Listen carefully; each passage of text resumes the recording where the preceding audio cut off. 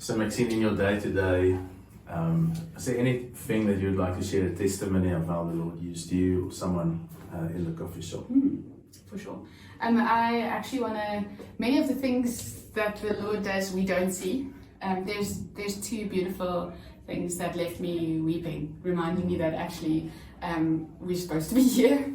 But the first one was when we first started First Light. Well, it was actually not First Light; it was Crema inside of Office for You. We would meet on a Tuesday and pray like we still do now. And in one of those, on the street there, in one of those prayer meetings, I just really felt the Lord say, well, we should write encouragement on a cup. This is a very simple thing. So we would pray for the cups, and even if we didn't have a personal interaction with people, it would mean that they at least still received something other than caffeine. And so we've continued to do that. In our second space, we had a lot of, one of the things that we value is inclusivity in the space and in the cafe space. So a lot of, not only people who buy coffee are welcome in here.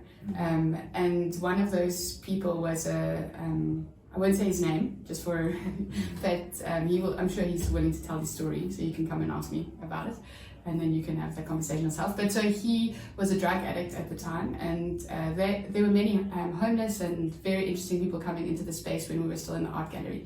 And he would sit there, and he received a card. So this is how we figured out, or we found out the story. Is Hein was sitting in the roastery here, which was 4 years later, and a man walked in and he knocked on the door. He said, "Can I speak to the owner?" And so Hein was like, "Yeah, sure. I'll chat to you." And he proceeded to tell the story of how he came into that space and he received this card. And something about what he read there triggered a transformation in his life. He actually now is following the Lord, and he is also a business owner. And actually he's got such a heart for empowerment, and he's constantly giving, and it's such a blessing just to hear that. And he could have never come to tell the story, and we would have never known it. Wow. So I think that's one. The other one that really blessed me was there was a couple that used to come. It was just after COVID, but there was a couple that used to come into the cafe, and it almost felt like there's many people who come into the space that almost become my family. Like they're, but it's not like they just come so frequently, and we would chat with them. They're actually from China. They were teachers there, and they had to come back. And a couple of a year and a bit later, they invited us for dinner, and so we went for dinner, and they told us their story. And so they were, she had been following the Lord, he wasn't really following the Lord. They were living together, and they started coming into, a lot of things were happening at the same time, but they started coming into First Light, and their words were, we saw church in the space, and they were convicted about the way that they were living, and so they got married.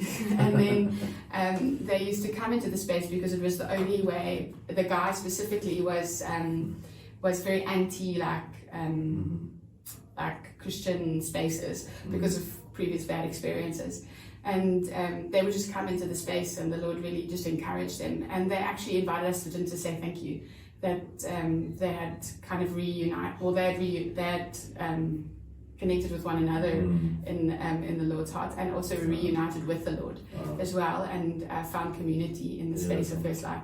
And I laughed so much because Hein's heart is such like he really wants to create a space where people who wouldn't step foot in a church would feel comfortable and would feel like they can hear the message of Jesus, but not with church culture coming with it, And so it was like, that's it, that's the thing, so that was such a gift to me to hear. We would have also never known if they'd never told us.